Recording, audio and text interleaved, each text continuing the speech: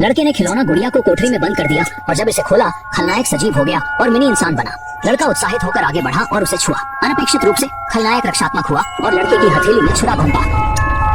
घबराकर लड़के ने खलनायक को दिया समझाया कि वह उसका स्वामी है और उसे नुकसान नहीं पहुंचाएगा, जिससे खलनायक ने सतर्कता घटाई। लड़के ने दयालुता दिखाने के लिए हाथ बढ़ाया और खलनायक उसके मुलायम हथेली पर कूद पड़ा। बाद में लड़के को प्लास्टिक का एक खिलौना तंबू मिला और खलनायक को दिया। खलनायक को प्लास्टिक की गंध पसंद नहीं आई। लड़के ने तब प्लास्टिक को कोठरी में रखा और दरवाजा बंद किया। इसे खोलने पर प्लास्टिक असली चमड़े में बदल गया और लड़का खलनायक को बचा सका। दोनों दोस्त बन गए। लड़के ने खलनायक का नाम टेडी रखा, जो खुशी से भरा था। अधिक साथी बनाने के लिए उसने रात में और खिलौने कोठरी में डाले। जब इसे खोला तो उसने डरावना दृश्य देखा। डार्थ वेडर और डायनासोर लड़ रहे थे और रोबोकॉप और सैनिक गोलीबारी कर रहे थे। लड़का इतना भयभीत हुआ कि उसने कोठरी बंद कर दी। फिर खुलते ही सब कुछ सामान्य हो गया। सुबह में टेडी ने लड़के को उठाया। उसने कहा कि वह तंबू बहुत छोटा और हवा के बिना था, बिल्कुल आरामदायक नहीं था। वह खुद बाहर बड़े विला का निर्माण करना चाहता था। लड़के ने टेडी को अपने आंगन में जगह चुनने के लिए लाया। लड़का औजार लाने गया तो एक मुर्गी टेडी को लगभग उठा ले गई। लड़का डरकर टेडी को वापस घर के अंदर लेकर आया। दुर्भाग्य से टेडी का पैर मुर्गी ने घायल कर दिया। टेडी को खून निकलता देखकर लड़का बहुत दुखी था, लेकिन कुछ नहीं कर सकता था। तभी उसे कुछ स्मरण हुआ और उसने खिलौनों के डिब्बे से एक मेडिकल सैनिक को निकाला। दरवाजा खोलते ही सैनिक सजीव हो उठा। लड़का उसे टेडी के पास ले गया। मेडिकल सैनिक ने त्वरित पेशेगत प्रतिक्रिया दिखाई। टेडी के आपत्ति के बावजूद उसने दृढ़ता से इलाज किया। लड़के ने मैग्नीफाइंग ग्लास से देखा, नोट किया कि सैनिक का काम काफी कुशल था और उसने जल्द ही टेडी के घाव को ठीक कर दिया। लड़के ने प्रसन्न होकर उसका नाम किकी रख दिया, आशा करते हुए कि किकी और टेडी एक सुंदर संबंध बनाएंगे। पर किकी ने उससे कहा कि वह अपनी वास्तविक दुनिया में पुनः जाना चाहता था, क्योंकि वह यहाँ का नहीं है और यहाँ रहने से उसकी स्वतंत्रता बाधित होती है। लड़के ने इसे स्वीकार कर लिया। दरवाजा फिर से खुला और बंद हुआ और किकी फिर से खिलौना बन गया। बाहर के खतरों से टेडी को बचाने के लिए उन दोनों ने तय किया कि वे अंदर ही रहेंगे। वापन में एक विशाल आवास का निर्माण करते हुए लड़के ने टेडी के लिए एक एलिवेटर लगाया और उसे बाजू प्रदान कर सहायता की। टेडी ने जब लकड़ी काटने हेतु औजार की आवश्यकता जताई तो लड़के ने अपने लौह योद्धा को अलमारी में रखा और सक्रिय होते ही योद्धा के हाथ से कुल्हाड़ी ले ली। योद्धा पुनः अपने पहले स्वरूप में वापस आ गया। सही उपकर्तन की मदद से टेडी ने जल्दी से मकान की रचना को समाप्त कर दिया। जब लड़का विद्यालय से घर लौटा तो ऊपर देखा कि टेडी ने स्वयं एक शानदार घर बना लिया था।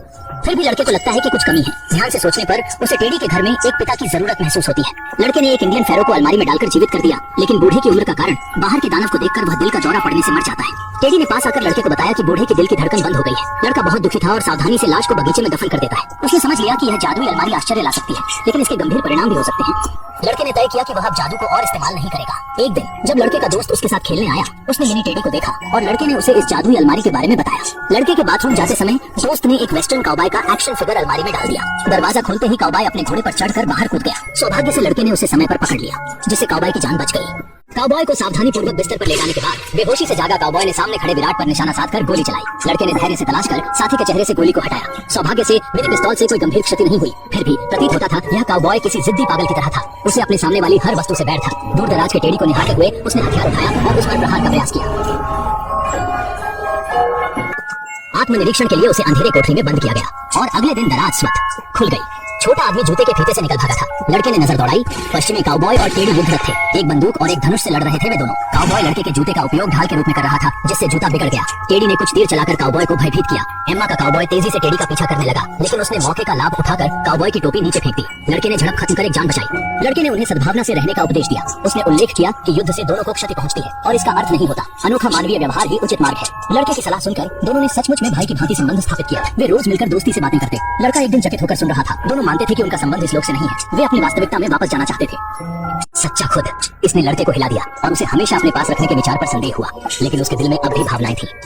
उसके संदेह के दौरान अचानक एक और दुर्घटना हुई। टेडी को घर के चूहे ने लगभग खा लिया था। भाग्य से लड़के ने समय पर देखकर उसे पकड़ लिया, जिससे उसे एहसास हुआ कि वह हमेशा टेडी की रक्षा नहीं कर सकता। फिर लड़का टीवी देख रहा था, जिसमें कुछ लड़ाई के दृश्य दिखाए। टेडी और काउबॉय ने उन दृश्यों की नकल की और एक बार फिर नियंत्रण खो दिया और एक दूसरे पर हमला करने लगे।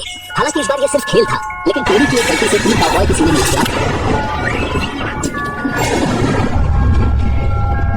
मृत्यु से पहले काउबॉय ने टेडी को कहा कि वह उस पर दोष नहीं लगा रहा, क्योंकि यह उनकी गलती थी कि वे एक ऐसे दुनिया में आ गए जहां उन्हें नहीं आना चाहिए। इसने टेडी को और भी दुखी और दोषी बना दिया। लड़के को भी समझ आया कि उसने अपने मजे के लिए उन्हें जीवन देकर उनके साथ अन्याय किया है। अब समय आ गया है कि वे अपनी दुनिया में वापस लौटें। इसलिए लड़के ने मेडिकल सैनिक की गुड़िया निकाली और अंतिम बार उसे जीवित किया, फिर काउबॉय को बचाने के लिए कहा।